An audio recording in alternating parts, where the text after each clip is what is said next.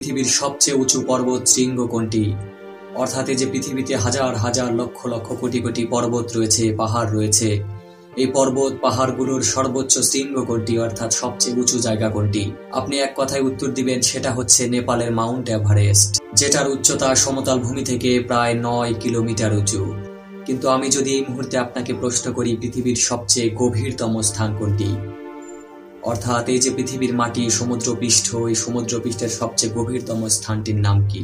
চলুন আজকে আপনাদেরকে পৃথিবীর সবচেয়ে গভীর স্থান সম্পর্কে কিছুটা তথ্য দেই।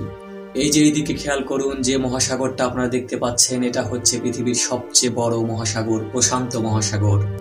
এই প্রশান্ত মহাসাগরে রয়েছে পৃথিবীর সবচেয়ে গভীরতম স্থান, যার নাম হচ্ছে মারিয়ানা ট্রেঞ্চ। এই মারিয়ানা ট্রেঞ্চটা এতটাই গভীর যে সমুদ্রপৃষ্ঠ থেকে এর গভীরতা প্রায় 11 কিলোমিটার।